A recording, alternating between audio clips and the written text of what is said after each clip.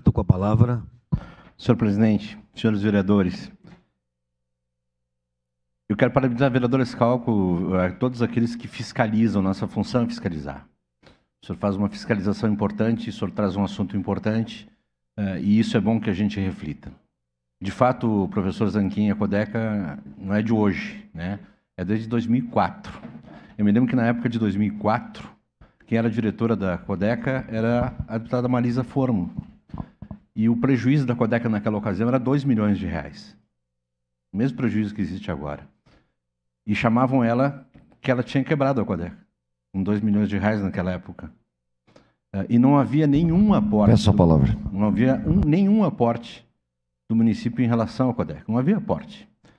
Então eu quero dizer que o sonho meu, como contribuinte, como alguém que conheceu aquela realidade na época, é de que um dia a Codeca seja autossustentável. Eu acho que não sei quando chegará esse dia, se a Codeca conseguirá ser autossustentável, mas ela deveria ser autossustentável. No momento não vai conseguir ser. O professor Zanquim fala num plano de ação. Pensei exatamente isso nos últimos dias, sem o seu conhecimento de economia, porque o senhor é professor e eu não chego ao seu conhecimento.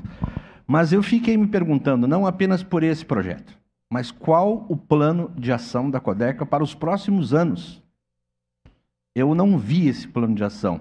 Não em relação a esses milhões aqui que o vereador Schalco está fazendo a emenda, mas sim para os próximos anos. Ontem a gente participou de uma reunião com a Brigada Militar e nos slides lá da Brigada estavam falando do planejamento da Brigada para os próximos 50 anos. Ou eu me enganei? Eu vi uma lâmina lá pelos próximos 50 anos. Então, qual é o plano de ação para daqui a 5 anos? Para daqui a 10 anos? Para daqui a 15 anos? Agora, nesse momento, vereador Schalco, no final da sua fala, o senhor disse tudo. A cidade está com problemas de zeladoria. É todo mundo falando. E não é só oposição, não é uma questão ideológica. As pessoas que também apostaram nesse governo estão reclamando. A cidade está suja, a cidade está mal cuidada, a cidade tem problemas com zeladoria, em função até desse prejuízo da Codeca. E quando também, eu não poderia deixar de citar, quando também se dá um 42% de aumento por uma presidente num momento como esse, isso fica mal para a população. A população não gosta disso, né? Mas eu quero dizer que no Conselho Fiscal da Codeca, professor Zanquim, estão profissionais que o senhor deve conhecer muito bem. São profissionais da Universidade de Caxias do Sul, onde o senhor é professor.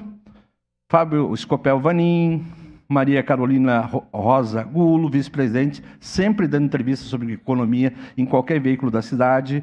Juliana Raquel de Souza Luquezzi, Vonley Ferreira de Castilhos, Gelson Alfredo Dalberto, Nilva Maria Canivese, Tiago Canofre Martini. O Conselho Fiscal é o Milton Balbinotti, Fernando Spiller, vice-presidente, Rodrigo Marcante Lazarotto, suplentes Orildo Gobete, Celso Bernardo Prece e Leonardo Belks Tonieto. Pessoas que a maioria o senhor conhece, o vereador Zanquim, ligados à própria Universidade de Caxias do Sul. Então, o Conselho Administrativo, o Conselho Fiscal e os suplentes estão dando aval. E são profissionais de excelente qualidade na área de economia. Igual ao senhor, vereador Zanquim, tenho a maior admiração pelo senhor, pela sua qualidade. Respeito o seu posicionamento, é importante sim a gente fazer essa fiscalização na Codeca, importante mesmo, porque o nosso papel é de fiscalizar, mas quero dizer que nesse momento eu entendo como necessário, né? E inclusive no governo Sartori Alceu, houve algo parecido, não me lembro o nome, era um financiamento do Fomento Andino, me ajudem? Em que o governo federal dava as garantias, o governo federal, o Senado Federal, e foi com isso feito o asfalto no interior. Então, eu só quero citar isso, de forma bem tranquila, trazendo esses fatos, respeitando o posicionamento de vocês e dizendo que realmente a gente precisa fiscalizar, mas, assim como o vereador professor Zanquim, eu sinto falta, sim, de um plano